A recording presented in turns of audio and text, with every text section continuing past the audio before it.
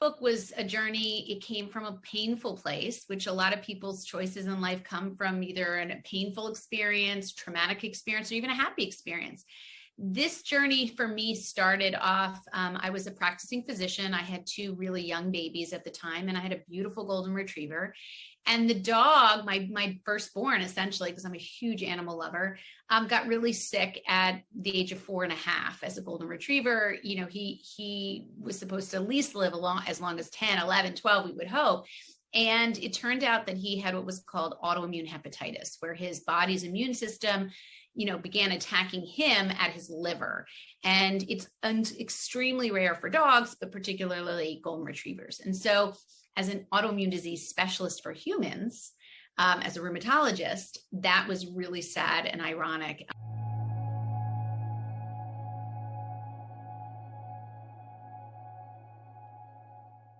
Hey, welcome back to Normalize the Conversation. Today I'm here with Dr. Cohen. She is the co-author of the new bestselling consumer guidebook, Non-Toxic Guide to Living Healthy in a Chemical World. Non-Toxic is published by Oxford University Press and is part of the Dr. Weil Healthy Living Guides. Dr. Cohen is a board-certified rheumatologist and integrative medicine specialist, as well as an environmental health expert in Princeton, New Jersey. She has collaborated with the Environmental Working Group, Cancer Schmancer, and other disease prevention organizations, and is the co-editor of the textbook Integrative Environmental Medicine, part of the Oxford University Press / Weil Integrative Medicine academic series. In 2015, she created the smarthuman.com to share environmental health, disease prevention, and wellness information with the public. She lectures nationally on environmental health topics for elementary, high schools, college, universities, medical schools, and physician training programs, and she is a regular expert guest for television, print, and podcast. She has been the recipient of countless awards, including Top Docs New Jersey and Rheumatology from 2016 to 2021, the New Jersey Healthcare Heroes Award in Education for the Smart Human educational platform in 2015, and the 2016 Burton L. Eichler Award for humanitarianism. Dr. Cohen is working to educate and empower the next generation to make smarter lifestyle choices through the creation of environmental health and prevention curricula for schools nationally. Her TEDx talk, How to Protect Your Kids from Toxic Chemicals, can be found on YouTube, and you can follow her health and wellness tips and recommendations on Facebook, Twitter, and Instagram at The Smart Human. Sign up for the Smart Human newsletter, read her latest post at thesmarthuman.com, and listen to her podcast, The Smart Human. Dr. Cohen lives on a farm in New Jersey with her husband, 2 sons, and lots of furry friends. Dr. Cohen, thank you so much for joining me today. How are you really? I am doing okay. Great question. And it's nice to check in, but it's a pleasure to be here with you. It's nice to share all this good information, I hope, with your audience. And I'm doing okay. Thank you. Of course. I am so excited to have you here because, like I said before, I read your book. I love it. What I love the most is how clear you are. You explain everything so well. Give us guides on how we can actually utilize this, how we can remove the chemicals. You have ingredients on how to create your own cleaning products, how to pay attention to what chemicals are in the plastic containers, how to read your nutrition labels. It is absolutely amazing. I am so excited. But I really want to know what inspired your journey to conduct research on what and how environmental factors can be linked to the quality of our overall health. So I guess, this book was a journey. It came from a painful place, which a lot of people's choices in life come from either a painful experience, traumatic experience, or even a happy experience. This journey for me started off, I was a practicing physician. I had two really young babies at the time, and I had a beautiful golden retriever. And the dog, my firstborn, essentially, because I'm a huge animal lover, got really sick at the age of 4.5 as a golden retriever. He was supposed to at least live as long as 10, 11, 12, we would hope. And it turned out that he had what was called autoimmune hepatitis, where his body's immune system began attacking him at his liver. And it's extremely rare for dogs, but particularly golden retrievers. And so as an autoimmune disease specialist for humans, as a rheumatologist. That was really sad and ironic. And so really I started trying to figure out what made him sick so early, so young, how he died young, and really wanted to see what had contaminated maybe his drinking water. We live in New Jersey, so I wanted to make sure his water was clean. I didn't know if his food was contaminated. I thought about his toy that he always had in his mouth, this big red plastic toy, never left. I thought about his flea and tick collars. I thought about his medications that he had to be on for various things that were preventative, so to speak. So, it really was a journey of trying to figure out how to mend my heart. And also, as I was learning about his environment and what could be potentially causing him harm, it kind of unearthed this whole Pandora's box of human health effects from environmental exposures, and exposures meaning a variety of things: air quality, water quality, food chemicals, personal care products that, people love to use. I do too, put on your body, feminine care products that you put really internally in your body as in the vaginal canal. So, it was just this world of why are we not regulated? Why is our government, why are there not systems really set up to protect us from chemicals that are not tested before they go into all of these things? And that was really the start of my journey. And I write about that in the introduction because I want people to understand that none of this comes to us overnight. This is a journey for everyone, including a practicing physician who never heard about environmental health in medical school, who never understood or was taught nutrition. Even now, it's not taught in medical school, which is hard to believe. I think your audience is not going to believe that. And so I wanted people to really understand that I was as much of a novice as most people sitting there, like yourself, reading the book for the first time and having an eye-opening experience. That was my journey too. And had I had this book back then, I would have been much more able to, to navigate the world around me, around my children, and kind of really see how these chemicals, even at low doses, can affect our health short and long term. I'm really happy that you brought up how this wasn't something that you learned in medical school. This wasn't something that you knew beforehand, because I think a lot of people hesitate to believe that there are toxins and chemicals in our food, in our water, in our personal care products, because wouldn't our doctors tell us about it? Wouldn't our doctors know and tell us, don't do this, pay attention to this? But if it's not something they're learning, it's not something that they can offer us. So understanding that just because you haven't heard it before, it doesn't mean it's not real and not important. So that's exactly true. Thank you for bringing that up, because look, there's things in high school we don't learn that are true and real. It's just that there's a certain core curriculum that they allow in for a certain number of hours. In medical school, and even now I know several deans of medical schools, and I've said, listen, I'll give you 20, 30, 40 hours of curriculum on nutrition, on environmental health. I'll give it to you for free because I want these kids and people to learn this for their future, to help other people. And they literally, and I mean this as of like a week ago, even another commentary from a dean of a medical school, they say that they're teaching towards the board exams, which are simply based on criteria of diseases and pharmaceutical therapies.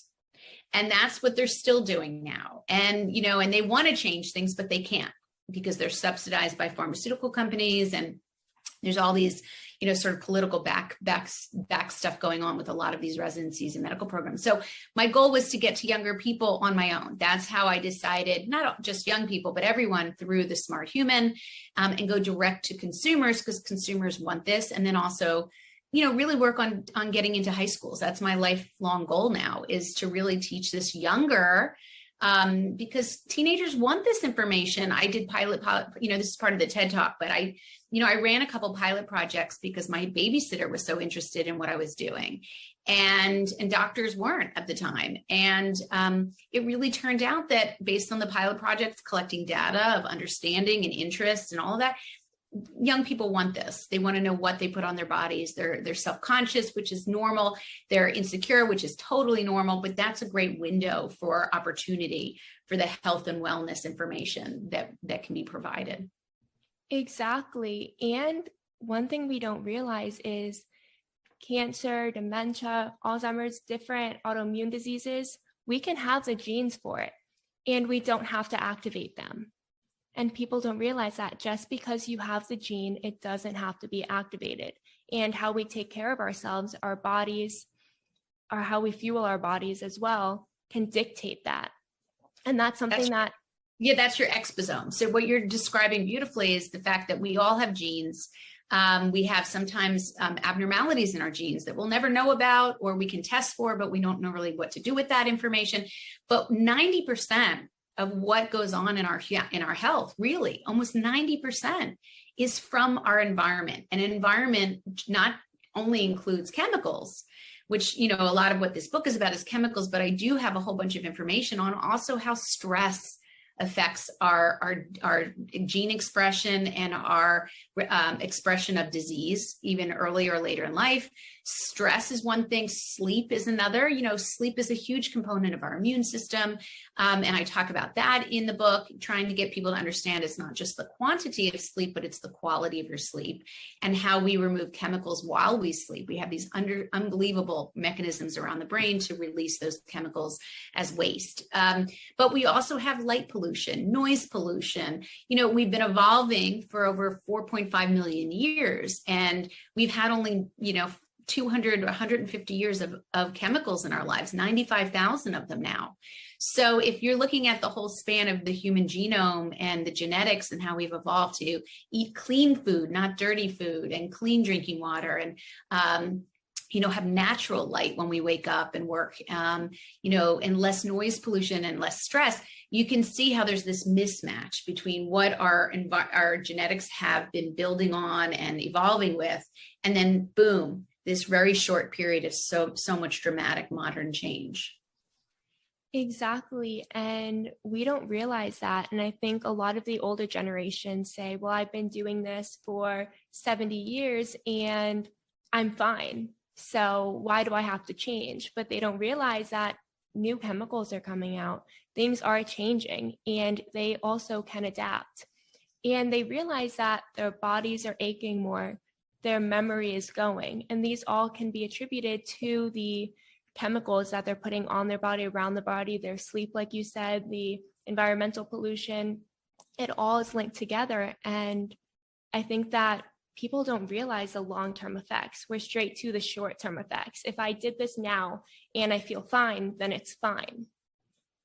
Right. A lot of exposures don't smack you in the face or give you a rash or cause something that gives you shortness of breath. I mean, those are certainly allergies that we now know of. If you have, a severe allergy to dairy or to peanuts or to something that can really cause a life and death situation, that's certainly visual and real. But then people don't necessarily believe that when you have low level exposures of, chemicals in personal care products repetitively, daily, weekly, monthly, or chemicals in our food, like processed foods have over 1,200, if not more, food additives that are not even tested for safety before they go into our food, which blows everyone's mind. Same with personal care products. There's no law regulating the testing for safety of chemicals that are in all of our personal care products. And we go into the regulatory and the legislative failures in the book, so people kind of really understand that there were efforts made, but they failed, and they're still failing. So we have to do it for ourselves. We have to really be aware as consumers what we do for ourselves, because we don't really have any regulatory oversight. Drinking water is a really big issue for me. I really don't think people, and I never did too. So I'm saying this, as a novice as well, that I didn't understand how dirty our drinking water is. Even our water treatment plants cannot remove the chemicals, majority of the chemicals that do get into our water treatment plants that serve 80% of our population. Well water has their own issue as well. So everyone should be filtering their water, and we can talk about that. But it's a big topic. And the reason the book is laid out in chapters that I think people can wrap their head around. So there's a drinking water chapter. There's, what do you want to do if you want to get pregnant, and how do you prepare your body? Because of course, in utero exposures during pregnancy are really quite important. And we lay that case out based on the science. But we have a chapter on, food and food quality and how to read labels and all this sort of food industry tricks that you need to figure out to sort of, wallow through and get cleaner food. We have a chapter on personal care products, a chapter on home furnishings, how to choose couches without flame retardants. And I literally show my own labels from my own journey. Much of the pictures in here are from my own experience trying to figure this out. And there's even a chapter, by the way, 2 extra chapters that I think people don't realize is on medication. So, medications are phenomenal, and I make a case for all these great medications and such, changes in human health and longevity. But there are medications that we take really reflexively that actually can be harmful. And if we're not taking them with the utmost, understanding, we might be taking them when there's other alternatives. And I give a lot of alternatives for pain medicine and those kind of things. There's a chapter on radiation so that all of us, including myself, I have my cell phone and computer and I'm all teched out, but how we use our technology can really make a big difference in terms of radiation exposure. Certainly for young people, if you're carrying your phone in your pockets, near your groin, women who carry them in their bras, you don't want that radiation close to your body, close to your skin, close to your head. And then I give a bunch of ways to manage your cell phone technology safely so that we can live with them, but we can live in a safer world where we're not affecting our fertility, we're not creating breast lesions with radiation from the phone. So I want people to just understand, I'm with you. I live in this real world. I color my hair. My kids eat Skittles when I don't want them to, but they do. The point is that we have to live in this world. So here's the best way to do it, the most safe that I can discover from the science. I found everything in your book so fascinating. And like you said, there are so many chemicals that aren't regulated, aren't tested for.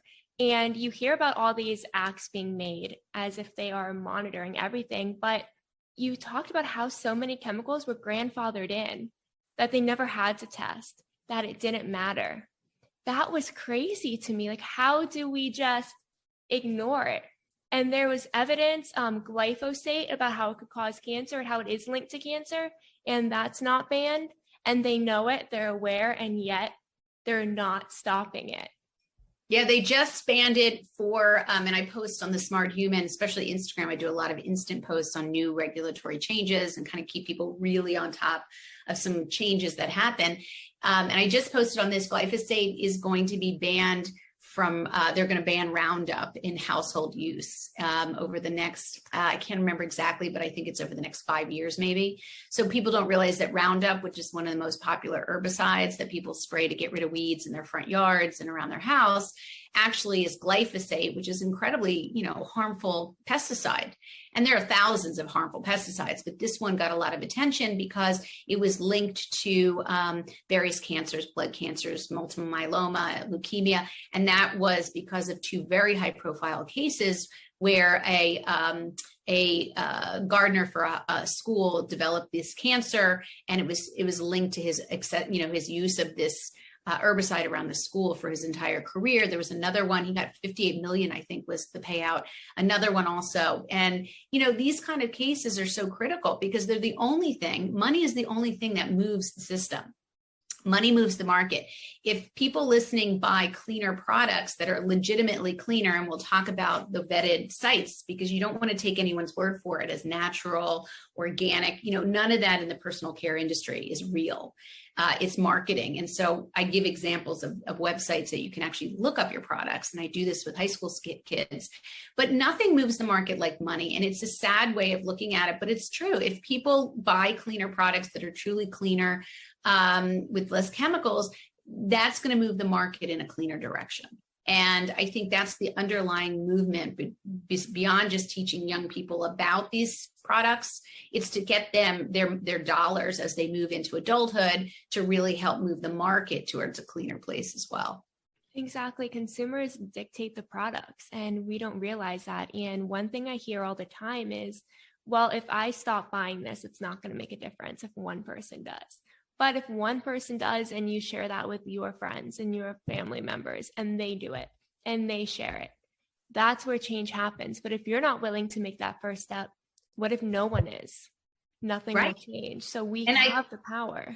Who did I quote? Margaret Mead is one of the most famous people when it comes to, I'm trying to figure out where I put it here. Never doubt that a small group of thoughtful, committed citizens can change the world. Indeed, it's the only thing that ever has. Margaret Mead was an American cultural anthropologist, and she was just really famous for kind of inspiring people to not look at the rest of the world as being like overwhelming, and that their vote or their consumer dollar doesn't matter, or their voice doesn't matter, no matter what it is. It's really about saying, listen, there are lots of things that change when each individual does something different, something better. Or votes, for instance. So, never discount your vote as insignificant, because it really is the only thing that does move, especially in this world of environmental health. It's been done before. I mean, lead, let's give an example. Lead was taken out of, gasoline and paint in 1970s, 1978. And a lot of other products, because lead was added to gasoline to make the NOx go away. It made the engine work better at that time when engines needed that. But lead ended up getting into our bodies. It ended up getting into our skin, our bodies through paint, through gasoline fumes, and it was correlated to a variety of mental health conditions, including higher rates of incarceration in jails, mental health issues, suicidality. So there was this connection that was finally discovered through some very clever physicians. Who also happened to look at the teeth of newborns, and was like rings of a tree. So, our history is, we can look back and say it's very discouraging given that there's so many thousands of unregulated chemicals that made their way into the market, but we've had some really interesting successes. And one of them was the removal of lead from those products. Now, we still have lead in our drinking water, as we all know from Flint, Michigan. We have it all over the country, and we talk about it in the book. And it kind of goes back to the punchline. Listen, we can only do so much. If we keep waiting for things to change, we're going to be here forever and we're going to get sicker. So here's the recommendation. What water that has lead from lead piping and lead infrastructure that wasn't able to be changed out. Well, you know what? The solution is get a great filter system, like reverse osmosis, or at the very least, a carbon filter. These are not costly anymore, depending on, I guess who I'm talking to, but they're really not costly anymore. They're not prohibitive, and they can make a huge difference in your whole lifespan because you drink so much water. So again, lead is one example of having good things that we did in the in terms of public health, but then we're still battling that issue. And now actually 50% of American children have lead in their body above the level that's considered healthy, the blood lead level. So this is all new data. But we're still battling that issue of lead, which can, contribute to ADHD and anxiety disorders. And, a lot of kids get put on medication for ADHD and anxiety and depression when they just need to get a blood lead level. Believe it. So I recommend that in terms of testing young people. And that really reminds me in your book when you talked about how our decisions today can affect our children and our grandchildren. It takes 3 generations to wipe it out and to start over.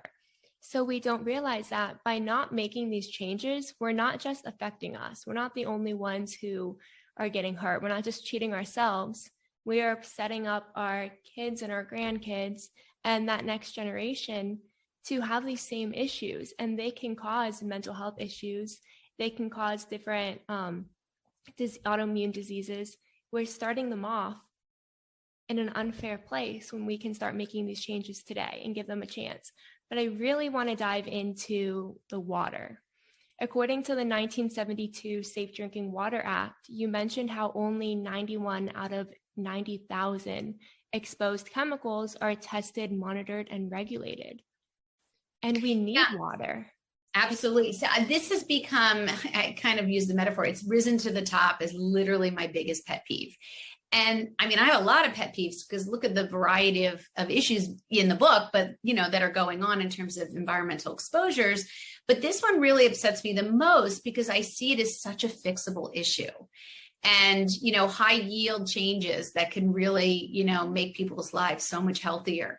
So just to step back a little, our drinking water in the United States is probably some of the cleanest in the world. And I want to make a comment to that because people have much dirtier water in places around the world as well. So many of them contend with our same issues, but a lot have, much dirtier water. They're certainly in third world countries.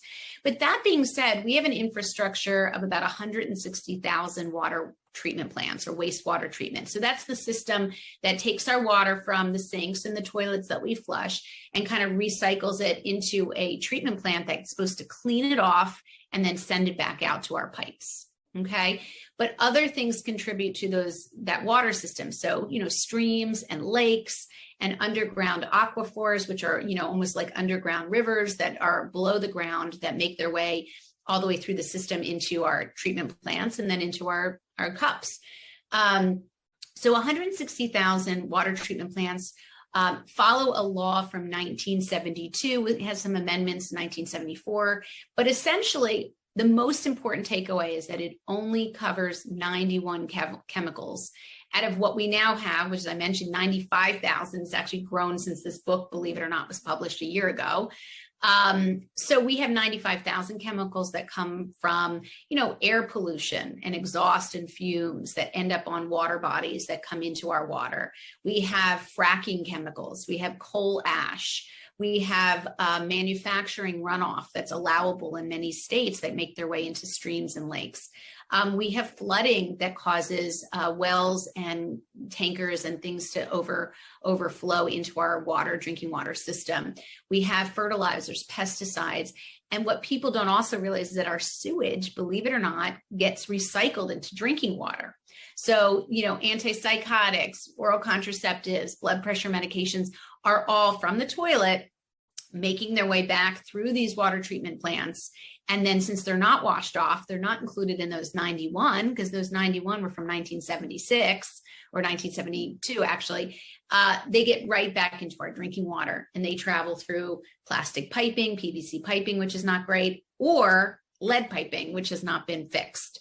So when we get a glass of water from our sink, whether it comes from a well, which has its own issues, or it comes from municipal tap water that's only managing 91 chemicals, we're getting a load of chemicals potentially and likely that we need to figure out, why are we doing that to our body when we may have just exercised to get rid of chemicals and to sweat? Or you go to the gym and you go to the shower and they have all these chemical shampoo, conditioner, and body washes for free. We got to think about, what are we getting rid of, with good intention? And then all of a sudden we're putting it right back into our bodies. So we never really walk around clean unless we make a conscious way of doing that. I just can't believe that medications are even going into our drinking water, and they haven't updated the lead pipes. And this is all information that people know, and they're not doing anything. So as consumers, as individuals, how can we make sure our water is clean and make sure we're putting the right things in our bodies? So the first thing I say is any filtration is good. I mean, I don't want to give anyone the impression that doing, a low level situation that's easy and cheaper for them at the time is a waste. I believe every filtration system, whether it's a pitcher like a Brita or a Zero Water those are called carbon blocks, where they sit in the little filters. You have to change them out regularly.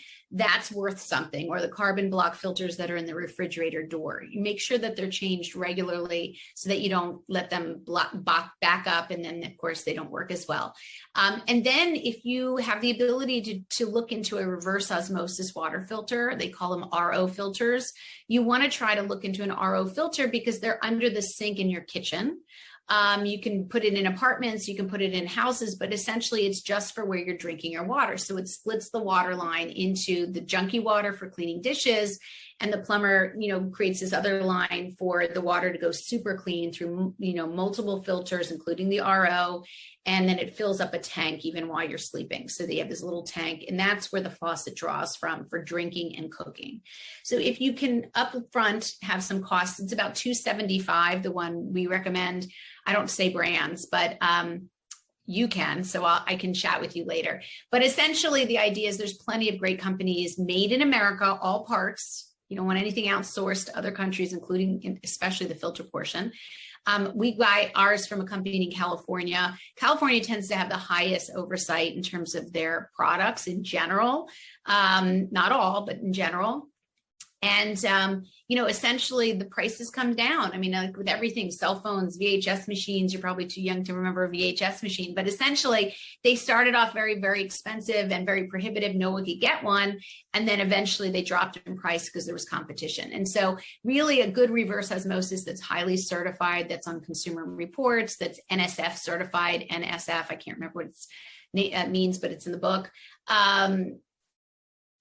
Yeah, I wish I remembered that off the top of my head, but I'm old. Anyway, so that's the kind of filter that you want to get for reverse osmosis. And, often landlords have heard of them, and you can put them in and you can take them out when you leave, or you're not renting an apartment or a home. So to me, that's the more extreme way to go. It's also worth it if you can afford the upfront cost, because it's much cheaper. When you just pay up front, it's like $40 a year to change out the cartridges. That's it. Wow. But it's cheaper than even bottled water. And bottled water has its issues, which people instinctively think is better. I would agree to most part, but the plastics that are in plastic bottles, you don't know where they've leached out in 100-degree weather for 6 months, a year in a warehouse. Those are actually called endocrine disrupting chemicals, which is what I talk a lot about. And they can affect your hormones. So they can affect your mind, your mood, your fertility, growth and development. They can affect hormone-sensitive cancers, breast cancer risk, testicular, prostate, endometrial, thyroid. So you really want to think about not using plastics as much as possible, whether it's food storage, certainly not heating food and drinks in hot plastics, not having coffee and tea in a plastic cup. And I would argue even plastic drinking water. I would go with stainless steel glass. And then you have a system. You fill up at home. You take it with you in your glass and stainless steel containers with no straws that are plastic. People forget that. And, 90%, 80% of the time, you're getting water that you control in terms of quality. And then if you're out at a restaurant or you're traveling, life is life. And you just, buy bottled water or whatever you feel comfortable with. You also mentioned in the book how even like a plastic lid on top of the stainless steel bottles can be just as bad. And well, if you're sipping, I mean, like this is my coffee and tea today. And I made a point to get the twist off, because if I had the flip, I would use it. I'm human. We all want the easy route, right? So I would just flip it and drink it. And then that hot tea and coffee is going through all that hot plastic. You've really saved yourself nothing, so you really want to do the extra work and try to make sure that, when you're drinking from something, it's not hot plastic. And if you can just, drink from glass or stainless steel, it's a really great way to go.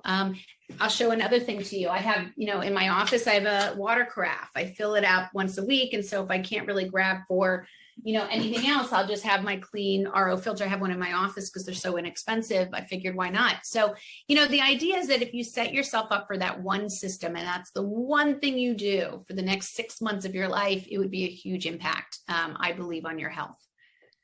Exactly. And you also talked about how like baby bottles and sports drink bottles have, they banned BPA, but they replaced them with BPS, BPF, I think was one of them, or BSF. Yeah, BPSIP. I mean, there's hundreds of them. They're called bisphenols, and they're a compound that if you just tweak it a little bit, you get a completely different compound to some degree, but then it has also been found to have the same harmful effects as BPA.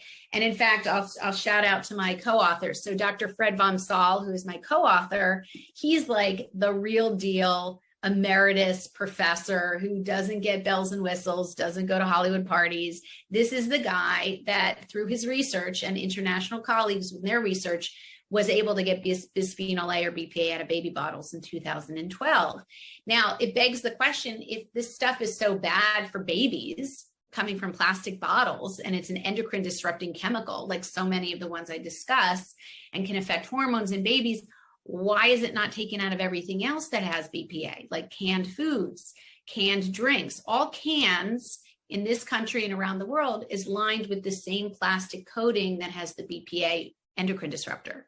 So I've tried very hard to avoid all cans, whether it's canned soda, canned seltzer, canned juices, canned anything, canned foods. Even organic foods often have the cans with BPA, which is ironic. So, if you can move to frozen organic foods, which are even cheaper in many ways than fresh, but they also maintain all of their nutrient value because most frozen produce that's organic is flash frozen when it's picked. So it's actually maintains all nutrient value, doesn't have to travel across the country to be fresh in a supermarket.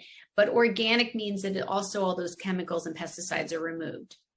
So for your audience, try to move in a direction where it's USDA organic, which has the only teeth in this country in terms of any regulatory oversight.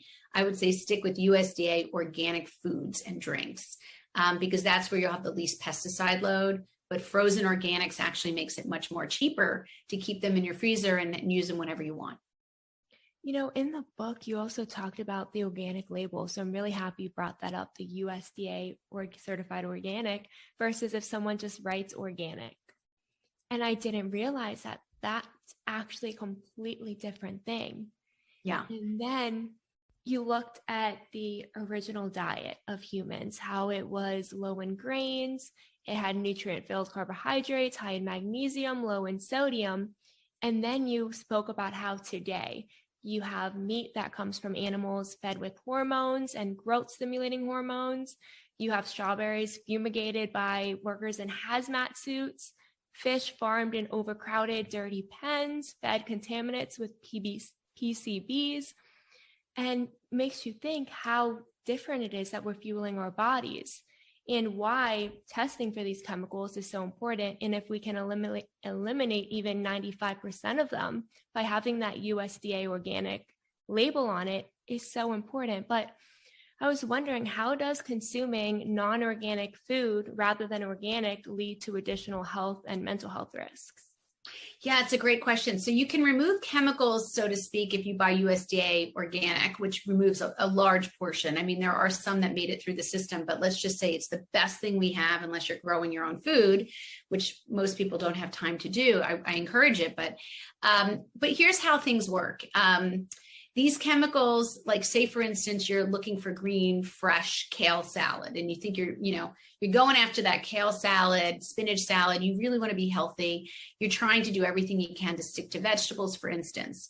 Well, it turns out that non-organic produce, including and especially kale and spinach, are some of the highest laden with pesticides in the country compared to other produce. Believe it or not. So there's a group called Environmental Working Group, which I talk about, a wonderful organization online. And they do every year, they test produce across the country that's not organic, that's called conventional. So they test conventional produce, vegetables, and fruit across the country to get an idea of which particular produce has the highest load of pesticides on the surface of their skin versus those that have the lowest. And they call this the Dirty Dozen and the Clean 15, which are the Clean 15 conventional that you could buy, technically not being organic, and maybe save money, maybe you have better access to those. So every year, the top ones almost consistently, and we have the list in the book for 2021 or 2020, I can't remember, but it's consistent every year. The top ones are berries, strawberries, blueberries, all the berries because they don't have a shell, right? They're just thin skin, peaches, but kale and spinach, some of the highest pesticide loads. So people are eating these great salads, which is wonderful. You need the fiber, you need other nutrients from those foods, and some of the vitamins, but you're also getting this load of pesticides that you never asked for, never wanted. So you can wash it in baking soda, you can soak in white vinegar to get a lot of residues off of non-organic produce. So people know they have that option too. But here's what happens with those pesticides. So you eat the salad, and what it does is it's killing off what we have in our gut called the gut microbiome. So we've evolved for millions of years, because I love anthropology, and that's what The Smart Human was based on in terms of its title. We've been evolving for millions of years to have literally these bugs and parasites living within us for a good reason. I mean, they manage nutrients from food. They protect our immune system, which is the human gut. It's just a tube, but these guys actually line the tube. So bacteria, molds, yeast, parasites, all play together in a healthy environment, believe it. And when you take in a lot of pesticides, whether it's from food, like kale and spinach and, other produce that may have a lot of it, or even processed foods, you're knocking off, they're going to go after and kill off those good bacteria that protect us, protect our immune system.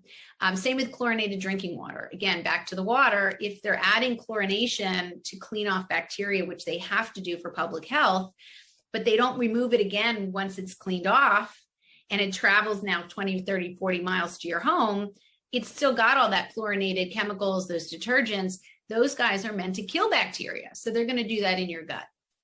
So because the gut and the brain are so connected in terms of communication, the heartier, healthier your gut is with the best clean bacteria, the more likely it's going to help with the brain connection, which is for mental health, anxiety, sleep. And so really everything begins in the gut. So the best you can do to remove those chemicals and exposures, the best it's going to be for mental health as well.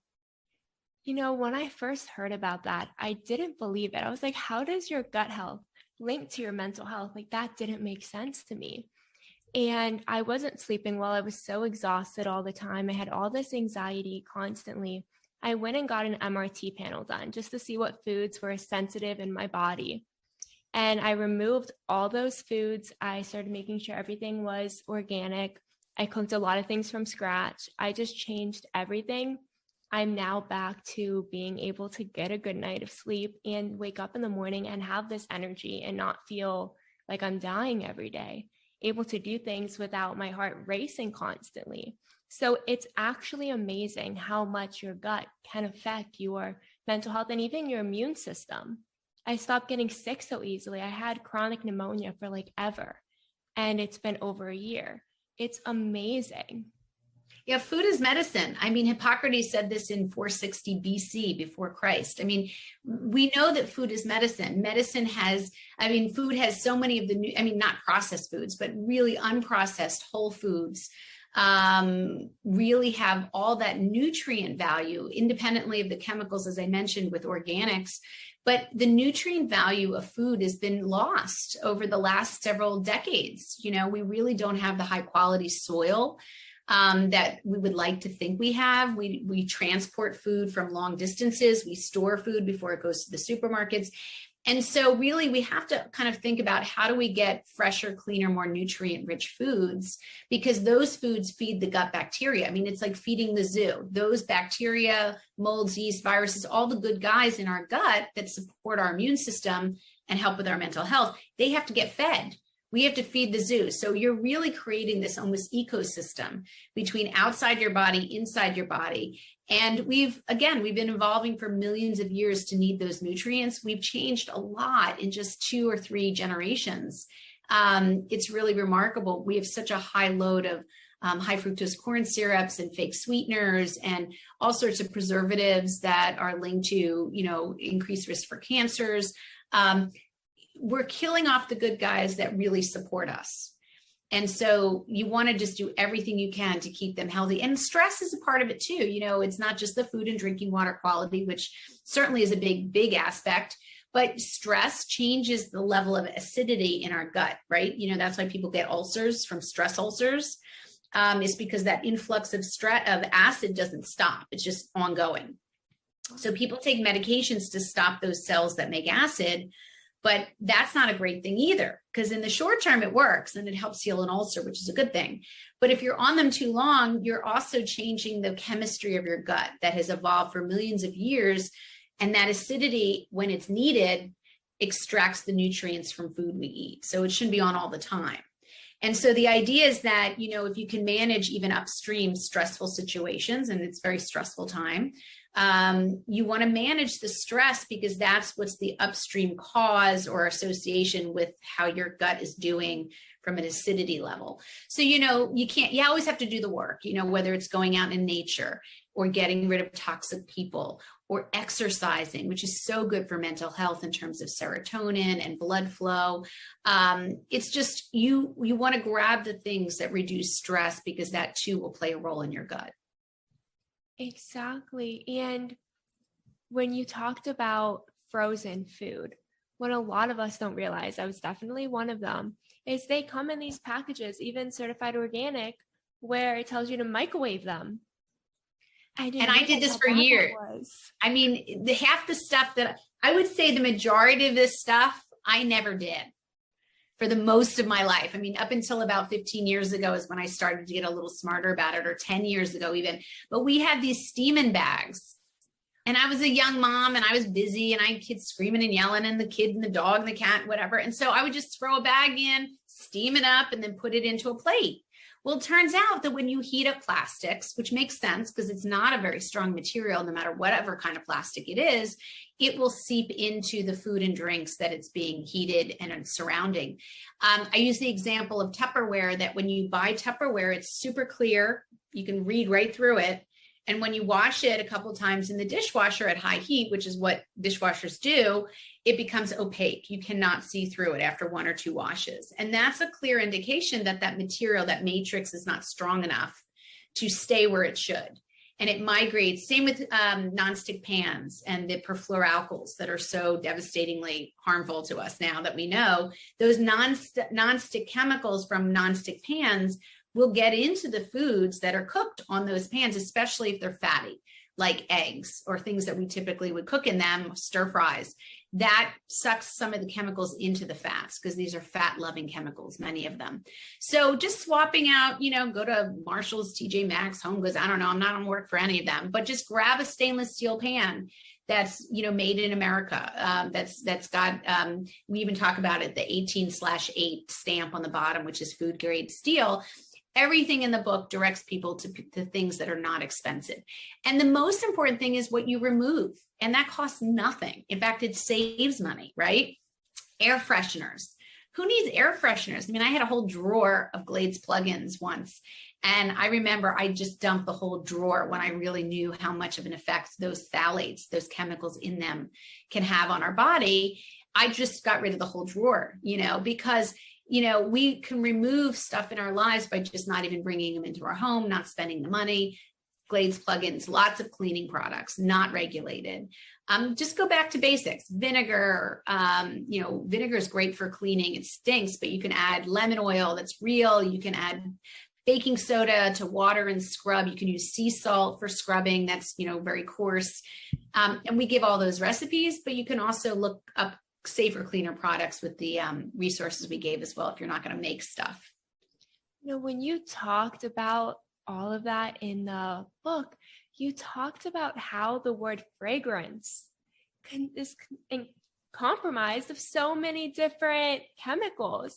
And you think fragrance, you're like, oh, okay, like that's nothing. But it's a bunch of chemicals that they don't have to list.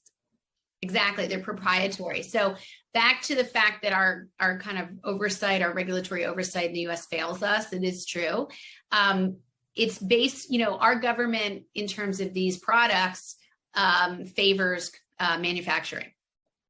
And they do this because they don't require any chemicals in any products, not food. I mean, food has some other twist to it, but in terms of personal care products, body sprays and deodorants, antiperspirants, shampoos, conditioners, you name it, none of them are required to test their ingredients before they go into the products and end up on the shelves and end up inside us, because they do make their way into our bloodstream, believe it.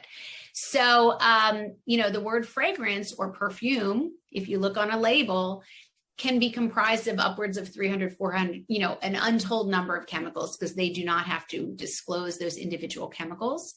And so one of the key things to do when you're looking for products, if you don't choose to look them up through Environmental Working Group's website, which is great, is to just avoid things that have the word perfume or fragrance on the ingredients label of the personal care product. And if it says organic on the front, keep in mind, they can do that falsely, because they could have one ingredient in that list that is organic and 90 that are literally just total toxic waste. So in personal care products, organic has no value.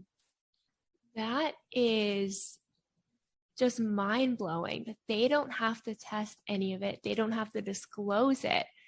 And yet we all just purchase it with no idea. And I remember when you wrote about how like lotions we put on ourselves, or even like medications for rashes or something, how it can go right into our bloodstream.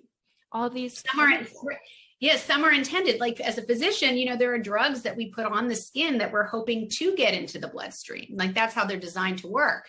So what's the hypocrisy of putting all these chemicals on our bodies and thinking that they won't get into our bloodstream? because they're all designed with many chemicals that break through the top layer, which is very protective, but can still go through our skin. And we can see this because BPA, for instance, not only is ingested through canned foods, through receipts have BPA on them, but BPA also can go through the skin. And in fact, there was a study I talked about, there's many of them, but one of them was about how they tested a cashier register checkout people, and they found that they had some of the highest loads of BPA in their bloodstream, and they believe it's correlated to the amount of BPA they touch on a daily basis with the receipts. So I recommend patients, consumers, especially if you work as a checkout person, to have Band-Aids on your fingers or nitrile gloves, not necessarily latex, but nitrile. You can get them anywhere, but at least you're stopping that absorption into your skin. So there's all sorts of cool hacks. I have travel hacks when you're traveling, what to know about airplane water, airplane food, gym hacks about what I learned when I was going to the gym and how much junk is free on the wall in the shower after you just sweated out all these horrible chemicals. It's just, I'm looking through life through very much, chemical eyes. And I just kind of post and relate it back as much as I can because they're such simple changes, They are really simple changes, and we tend not to be educated on them, which is one of the reasons I admire your work, because you're giving us the information that we don't have, that the whole system is working against us. And we don't realize it. We just assume everything's safe. We assume good intentions. We assume that looking at different ingredients, if certain chemicals aren't listed, then they're completely fine. And not realizing that these other chemicals are being replaced with ones that are just as bad, or they're not disclosed. Right. It's a whack-a-mole. It's a whack-a-mole of chemicals, and the chemical industry knows this. And they know that it's going to take years to even have all of these academic bodies from around the world figure it out. They just keep moving. And only 5 chemicals have ever been fully removed from the US market, 11 chemicals in total from cosmetics, just since the 1970s. That's 50 years ago.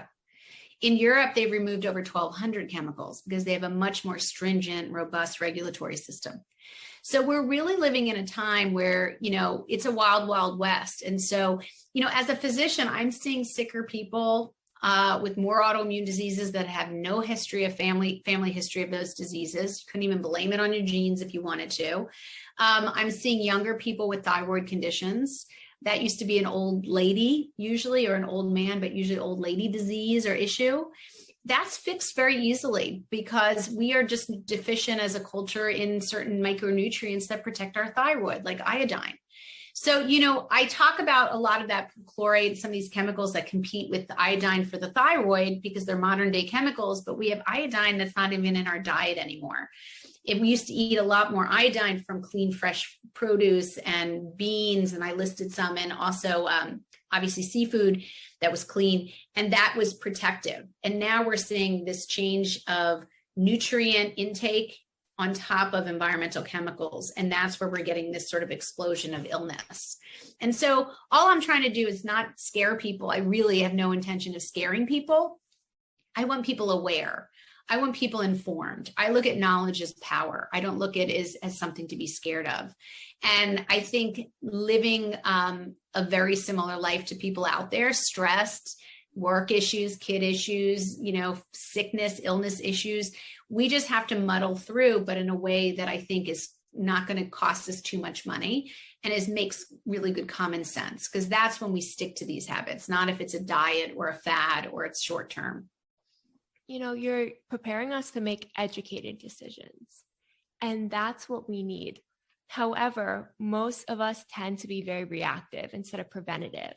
So do you have any maybe warning signs that people can look out for, that there might be chemicals or toxins in their environment that are causing different physical or mental health symptoms? Yeah, there's just so many chemicals. When I talk to physicians and colleagues, I have to break them down in chemical groups, and it gets really overwhelming, I think, but that's sort of the level of what they need to hear sometimes. When I talk to just everyday people, I say, listen, I don't know what's in your drinking water. I didn't even have mine tested. It looks like sludge in the book if you look at it. I don't test things. I don't go after a lot of testing because I just assume we're all filled with chemicals until proven otherwise, because there's a lot of data to support that. There was a study in 2005 that looked at 10 newborns and found they had over 200 chemicals in their cord blood, which is the cord connection to the mother. So we're really kind of born polluted, despite every pregnant woman's intentions, if to be clean. Unfortunately, we do get chemicals in the bloodstream of our fetus. I mean, this is one of the reasons I like to go after high school and young students, because they'll make those choices and get maybe cleaner in their choices before they get pregnant or want to get pregnant if they choose to do that. But the idea is that, the best way to go about this process is really slow and, pick one thing that sort of intrigues you and go after it. A lot of people listening drink water out of water bottles. One of the best places you can start before even a filter is just change out your drinking water bottle you carry around to something that's glass or stainless steel. Another easy one is just to not buy all the cleaning products that we think we need to buy because we need to be so clean. Door handles and window cleaners, and it's just a crazy industry. Go back to basics. Clean house. Look up your makeup. If you're, most women use about 10 to 15 products daily, especially teenagers. They use more than any other demographic. Men use on average 6, and women, adult women use about 12. So teenagers really have the market on personal care and makeup. Just look them up on, ewg.org/skin deep. I'll repeat it again, ewg.org/skin deep. And they're a vetted group that actually looks at the chemicals in personal care products and cleaning products. So you can look up stuff and decide what works and what doesn't work. I do this with high school students, and then you're done, So it's one of those things where you just have to do it in a timely fashion that doesn't scare you, and start eating things that nutrify your body. Clean, pesticide-free foods like cruciferous vegetables, they are enormously beneficial for detoxing the body from chemicals. They make the liver churn up bad chemicals. Try a good clean multivitamin to get micronutrients like iodine in a safe way. And I mean no coloring, additive, preservatives in those multivitamins, like really good quality. Whole Foods is, I don't promote anything, but, if you go to a health food store, they tend to have better products and people that are educated to talk to you about those in terms of a multivitamin. Adding clean drinking water, clean food, getting more sleep is incredibly important for mental health. And again, surrounding yourself with people who support you, who aren't, giving you anxiety every time you're in their presence. These are really important things to help your body thrive. It's very anthropology oriented too, because, your body will thrive in that kind of healthy environment. The small changes really are the big changes. Dr. Cohen, thank you so much for joining me today. I learned so much from you, and I'm just amazed by your work. Well, thank you so much for having me and your audience for listening. And, if people want to get little nuggets of information, nothing overwhelming, then I encourage them to, check out Facebook. Monday, Wednesday, Friday, I post really good stuff, I believe, edited, bulleted stuff, like you can just really just take away stuff.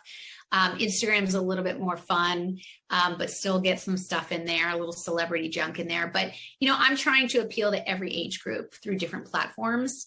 And, but always with the same really clean vetted information with no endorsements, no branding. It's just really straight stuff.